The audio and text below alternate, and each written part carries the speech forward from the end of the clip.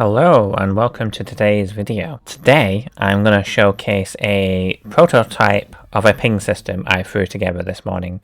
Now for those of you that are in the community, you may have heard one of the solutions to solving the problem of the balance in Dead by Daylight is a ping system. The thinking behind the ping system is that if you allow survivors to be able to communicate better in solo queue, they can be closer to the skill level in survival with friends. And if we can get them to closer together, it'll be a lot easier to balance the game when things are more normalized. So this ping system would be the first step in dealing with the balance. So how would this ping system work? Well, I have a rough idea that I threw together this morning, as I said. Now, I've got a couple of screenshots and I drew on top of it, copied and pasted stuff just to showcase. So in this first image, I'm healing on top of the building after being chased, self-healing. You can see that there's no other icon next to my death hooks. So usually your first circle is what you're currently doing and everyone on your team can see this. The second circle will be something that you've targeted to say,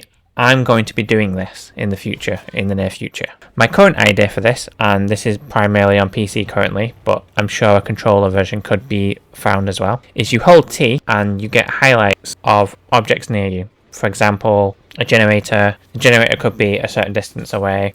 It could be totems. You'd have to be closer to the totem now, so it's not easy to find the totem using this system. It could be a survivor that's hooked, which would be targetable anywhere on the map, because let's face it, that bubble is always in your face anyway, and everyone can see it. But yeah, as you can see with this example, we've got 3 players who are planning to do a generator. Only one is doing the generator though. One's in chase, who was probably going to do the generator, but then started getting chased and hit.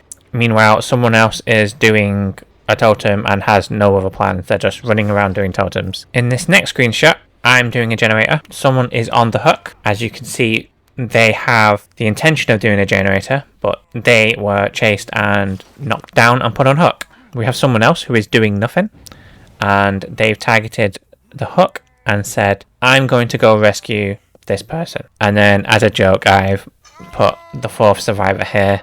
They've targeted a locker and say, I'm going to hide in a locker. In reality, we probably wouldn't target a locker, but I did that as a joke.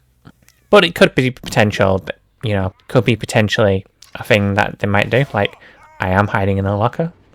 I don't see the value in that, but I'm not going to close off the system. It might have a value, I don't know. In the final screenshot, we've got a rough idea of how the targeting would work. Now, in the code already, some killers have this targeting ability. For example, Freddy Krueger has the ability to target and teleport to generators. There's also a perk, Turn Back the Clock, which gives you the ability to target a generator and regress it. You've already got the system in game. You just need to repurpose it for this system. The only thing I've added on top of this is a highlight feature for the generator. For the situations like you can see here, the hook being behind the generator.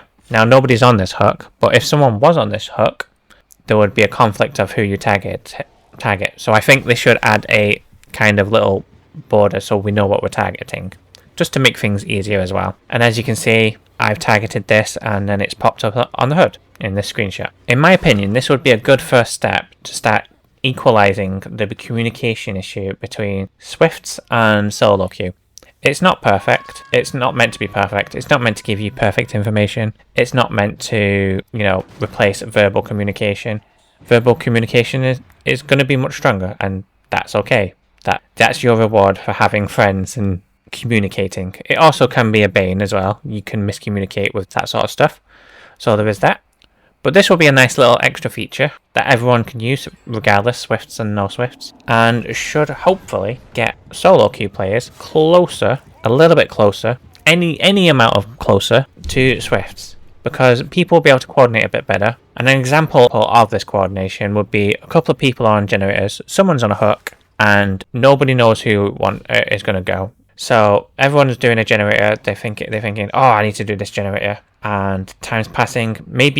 Eventually someone's like, okay, I should go and do the save. I should go and do the save, but I've just got a little bit of generator left. So then whilst you're on the generator, you could target the hook and say, I'm going to go for the save a little bit later. after I've done this generator. And people will be able to discern that from the interface, because they'll see you've got a tiny sliver left on the generator, and they can see your next item is you're going for the hook. So they can go, oh phew, okay, I can carry on with my generator then.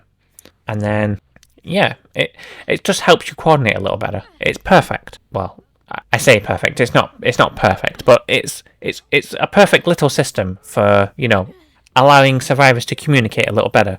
And it doesn't require voice. It doesn't require anything complicated. It's very simple.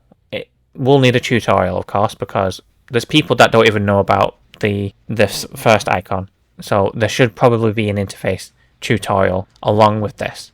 But what I would personally do as well is just build this system and then do it in a event as a beta. In the base game, you just make it like a event.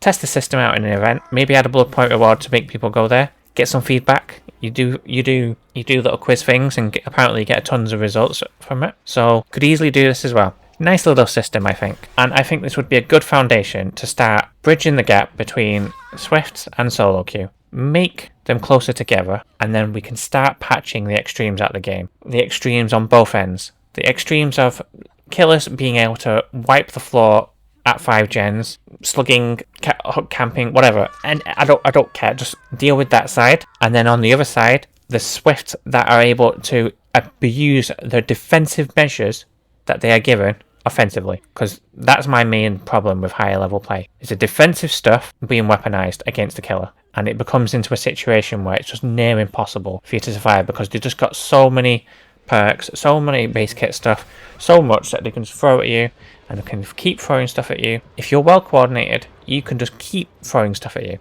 So if we can get to a point where the lower levels don't need as many of the base kit stuff, that'll be perfect. We can stop allowing Swift all these extra things to weaponize with. Like, I love the plays that Swifts do. I love fighting them sometimes because they are fun, but sometimes they just have too much on their side, and it's all because of this base kit stuff. Endurance for ages, and some games just feel unwinnable. But yeah, I think this system would be good in the game. And as an added little bonus, if you're not sold, if you actually look at it, you've got your currently working on circle, you've got your 2 little death hooks, and that's a nose, and then you've got your intending to do circle, which is another eyeball, and then your name is a mouth. So it's got a little skull face as well. So every little survivor would have a little skull next to them. Just a bit of pareidolia there for you. But yeah, ultimately, I think they should trial this and then add it in eventually, because I don't really see how this would be a bad thing for the game. I can only see the upside. Granted, there will be people that don't use it. They'll be the ones that are screwing themselves over. And realistically, if you do a good enough tutorial, you can minimize that. Currently, the tutorials in Dead by Daylight are very poor. I'm not even a specialist in tutorials, and I believe I could do better. But yeah, I'm open to constructive feedback, and I'll repeat that, constructive feedback. Anyone who's nasty will just get ignored, maybe even blocked. But yeah, I'm open to constructive feedback. There is issues, as I said, with stuff like people being able to use it to find totems and stuff. But again, if you do like within 4 meters when you're aiming at the totem, that should just about fix it. And you being able to see the totem as well, of course. Or if the aura's been shown to you, then fair enough as well. For example, with Hex Plaything, if you get into a certain distance, the aura is shown to you, so then you can say, oh, well, I'm going to do that then. Same with, say, like a map. If you see the aura, then yeah, you should be able to highlight it. Otherwise, but it wouldn't stay highlighted as well, is the point. The point is, you say, I'm going to go do that, and then it can fade away, and you've just got to find it with memory, which I think is fair. And then you can go find it, cleanse it, whatever. And then yeah, I think that works. I think that works. As long as you're able to, when you don't see the aura, as long as you're able to visibly see it, I think that's fair as well. Say like you see a generator within 16 meters away, maybe you can go, oh yeah, I'm going to go do that one. It won't highlight it again for other survivors, so maybe later on down the line you can have perks that highlight stuff that you aim at, but at least for now, I wouldn't allow that. But later on, maybe a perk that says, yes, I'm going to do that, and then highlights it to people. Maybe you could have like a highlight color for each character, maybe. I don't know. It wouldn't work so well for 2v8, but I don't like 2v8, so I don't care. Besides, we don't have perks in 2v8, so it wouldn't really matter. But yeah, I went off track there. If you've got any input, feel free. And if you really like this idea, tag Behaviour. Show it Behaviour. Ultimately, I want this game to succeed. And I was getting really hopeful at the anniversary event livestream when they were showing off all these cool things that they were showing. But I was also a little hesitant when they weren't talking about balance. And now that they've released this 10th anniversary event, that's clearly very Survivor-sided, I've lost quite a bit of hope in their ability to actually think about balance critically, because where is the balance in that event? There is none. But yeah, I'm gonna leave it there, and if people are positive to this video, I might do other little prototype or reworks of certain things, of certain aspects of Dead by Daylight. So yeah, thank you for listening.